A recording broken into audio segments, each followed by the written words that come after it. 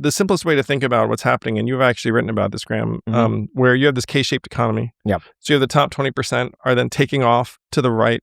And that crew is going to be the crew that leverages AI in various ways, whether that's through their media and getting a following, whether it's through a business, whether it's through real estate investment or anything else. Like if you can use the tools, the three things I think of, it's AI, it's money, it's attention. And if you have a combination of those three things, then you can become super powered. If you're absent all of those things, then it's like a real struggle. Now, when you ask what someone should be doing, to me, they need to try to adopt many of the financial principles you guys talk about to try and put enough money together so that they wind up one of the beneficiaries of the AI wave. So if we're going to break that down, you said money. How much money do you need? Well, I mean, you know what it takes to be in the top 20% of Americans. So that should be the goal. Now that may or may not be realistic, but at every life stage, you can try and position yourself in that direction. It's one reason why I think you guys do what you do and I do what I do. And I'm sure because we have a lot of time to talk, but like I can talk about what I'm doing right now with Noble Mobile, which I think will save people, $500 to $1,000 a year, which then if you extrapolate that over compound interest. Yes. But what do you think about Elon Musk's statement that money's not going to matter because we're going to become so efficient at things that you're not going to need money in the future? So if you look at the top line, Elon may be correct. The issue is how all of this value gets transferred to the people who are watching this at home, to the former Uber driver, to the former customer service worker, to the 22-year-old who's coming out of college and is like, hey, no one wants to hire me. Like, how does that person enjoy the bounty? And to me, the logical way that person enjoys the bounty is some sort of public policy. Now, there are issues with different methods. When I ran for president, I said, look, let's just give everyone $1,000 a month. No questions asked. Call it a day. I mean, not even call it a day. It's like, you make that a starting point. And in my mind, all of the things that work provides around community, training, structure, purpose, fulfillment, that is not replaced by $1,000 or whatnot. You know what I mean? Like the $1,000 is enough so you can make ends meet. Actually, now it'd probably be higher because $1,000 isn't what it was. $2,000 a month. It probably would be $2,000 a month. Wait, so explain the $1,000 a month for skeptics who just think it's free money. My argument is that capitalism functions best when people can actually participate in the consumer marketplace. And so this is capitalism where income doesn't start at zero. I came up with $1,000 a month, one, because it was simple. And at that time, the poverty level was maybe $17,000 a head. And so it's like, look, we get you like 2/3 of the way there. Something along those lines. I also did the math and thought $1,000 a month was feasible given the budget of the government, the size of the economy, like a bunch of other things. So Elon's argument is, look, AI is going to create trillions of dollars of commercial value, which it surely will. Now, again, what I would like to suggest to folks is like right now, who's going to get those trillions of dollars? It's accruing to the stock value of OpenAI and Alphabet and NVIDIA and the other major players. And so there's like a narrow band of Americans who might be shareholders in those companies who right now are seeing their stock portfolios go up and up and up. But that does not describe the 22-year-old or the former customer service representative or all those people.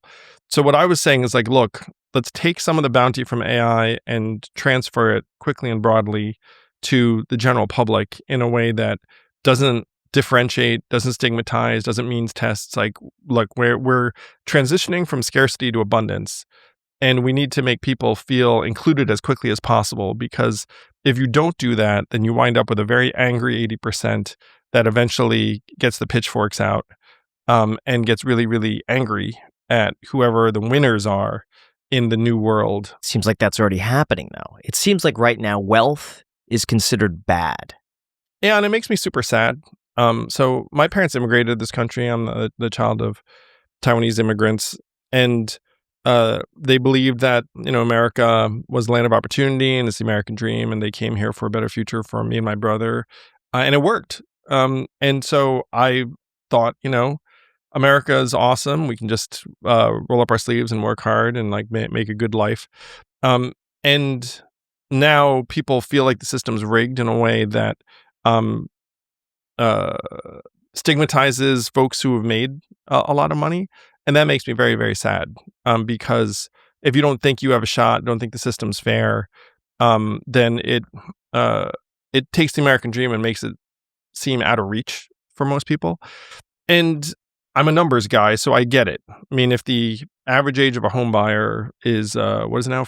I hear different statistics. Now I thought it was like home buyers over the age of 70 outnumber those at 35. Yeah. And like I saw like the average age of a first-time home buyer was like way too old to make sense. It might have been like 42 or something. Mm-hmm. And you're like, well, that's not cool. Yeah. And so if a young person looks up and says, you know what? American dream is bullshit. It's out of reach for me. Like I can work hard. I cannot work hard. Doesn't make a difference. Like that is super the opposite of what you want. Like you want an environment where someone's like, look, if I kick ass and work hard and adopt, sound financial principles in my own life, like, I can make it, whatever making it means. For most Americans, making it probably involves owning a home.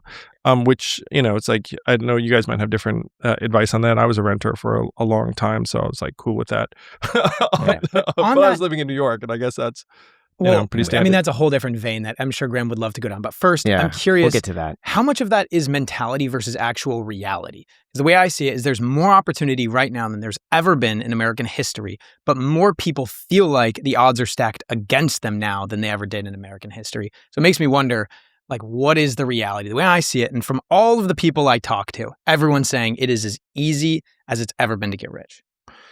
Again, I look at the numbers, and if you were born in the 60s or 70s, the odds of you doing better than your parents were, like 80%. I think it was like 94% if you were born in the 60s. I mean, sky high. And then you start getting into the 90s, and then it gets to 50% and then starts going below. So statistically, the odds of a kid doing better than their parents are now sub 50% in a way that was not true when I was growing up.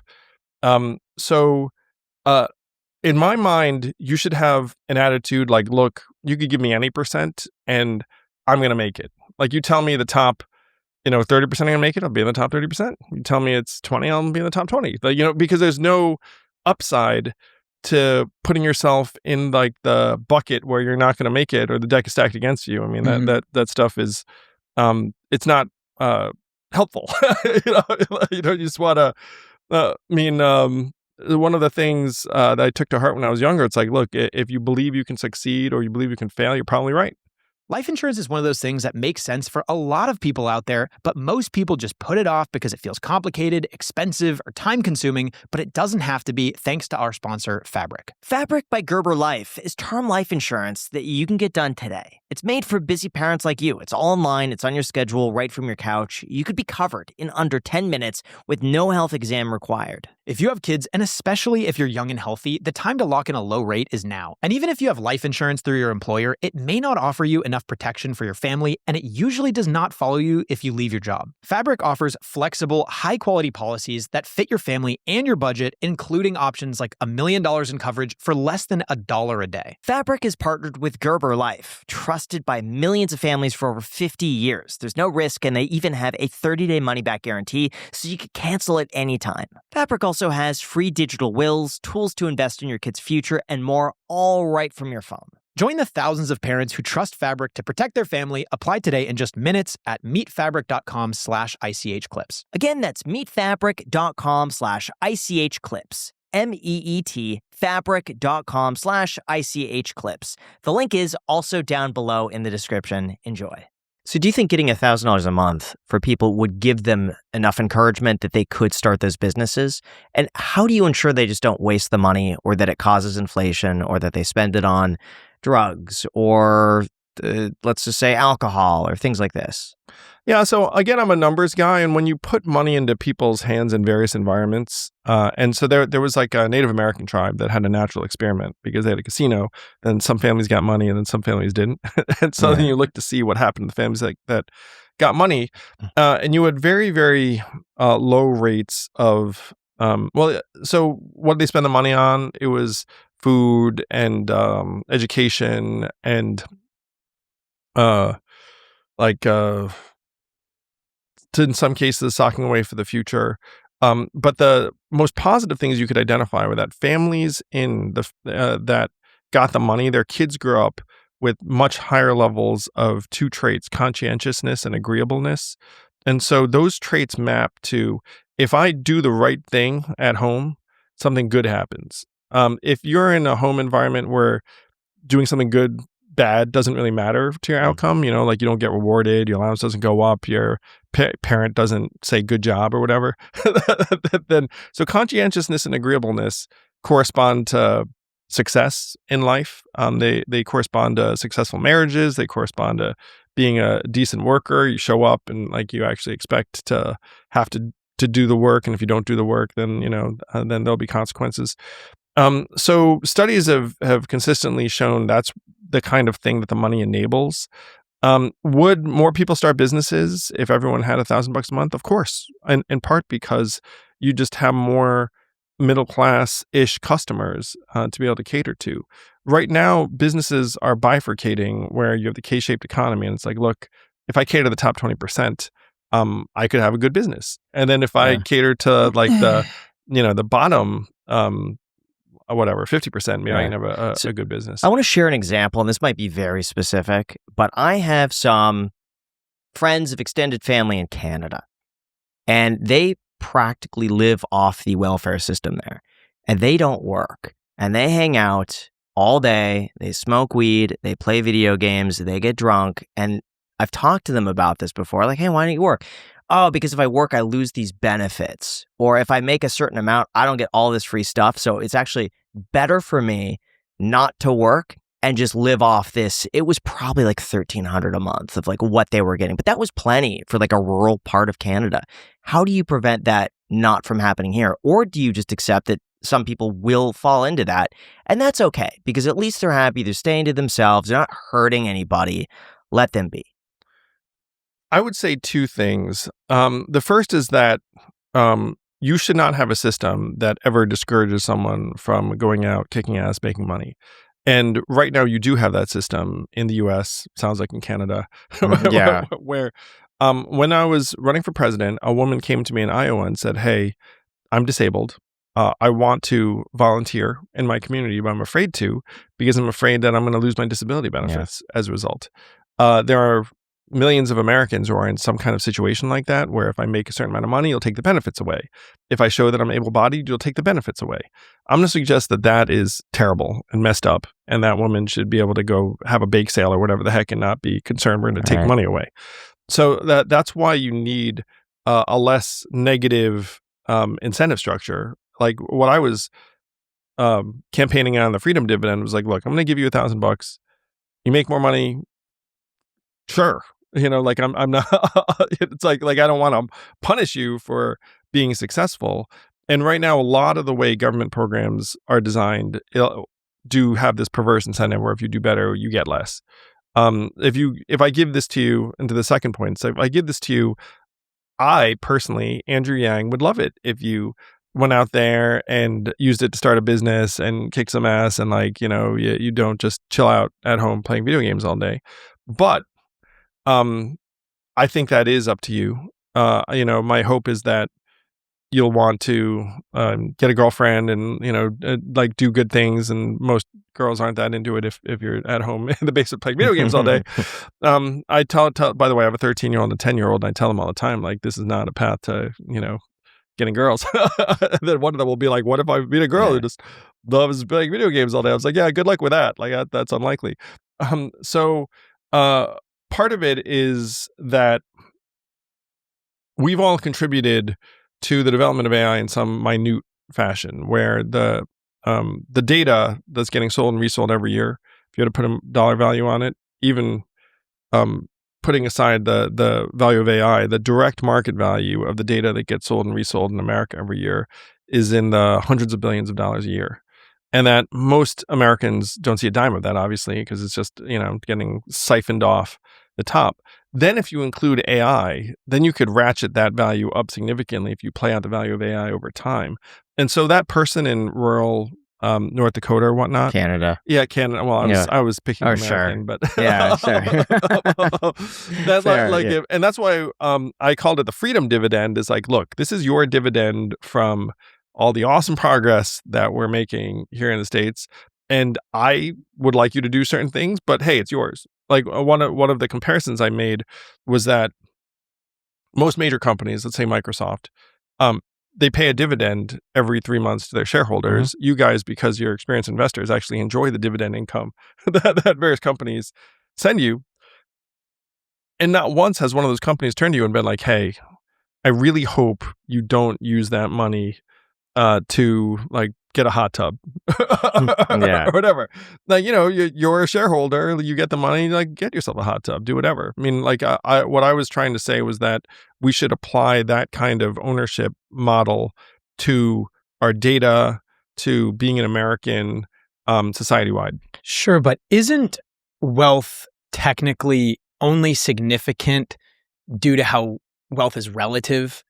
Like, for example, it's all about buying power. If you have more wealth, you technically only have more buying power because you have more wealth than those beneath you that have less wealth. Yes, not beneath, but like, so if you give everyone $1,000, then doesn't no one have $1,000 effectively? Like, how are you going to ensure that doesn't just cause massive inflation and then everything just goes up 10, 15%? Why would a landlord not just charge more money if he knows his tenant's getting an extra $1,000?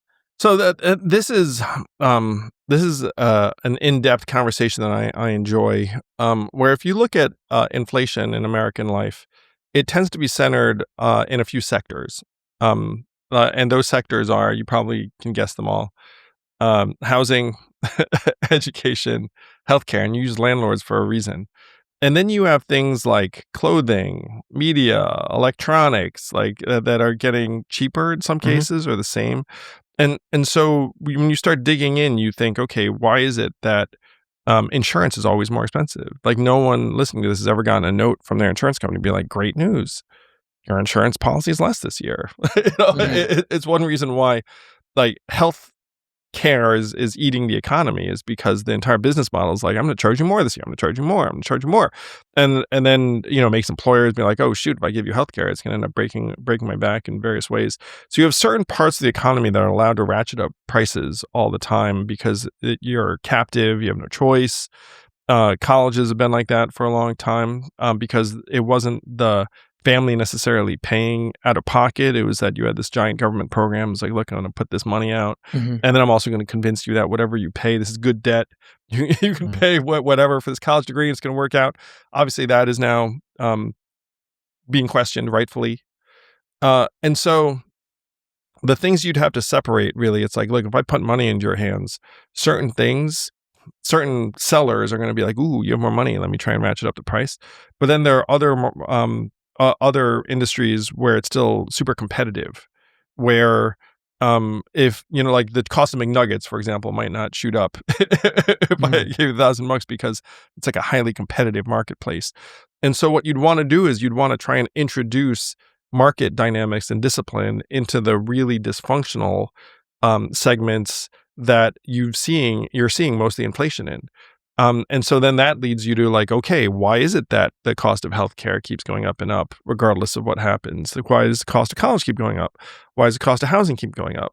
And then you realize that there are different things that are making those things more expensive than money in people's pockets. I would argue that government intervention is causing those prices to go up. And when you look at housing, as soon as the government got involved and subsidized mortgages, people were able to access bigger mortgages at lower rates to buy more house, which increased mortgage rates and increased the mortgage size. Also with Same thing restrictions with healthcare to housing and making it difficult to build. If it was easier to build, you'd have a much larger but supply. Also with student loans, as soon as the Department of Education got involved, you see admin just go through the roof, and then colleges charged exactly the amount that the government would subsidize. And it just seemed like that pushed it up. So if government intervention... And that is my big point, which is that the things that are driving the costs in these sectors are often born of the government and policies. And those are the things you want to attack and get to the root of as to why certain costs are going out of control. But then there are two different issues. It's like those things didn't get super expensive because everyone got rich. They got just distorted.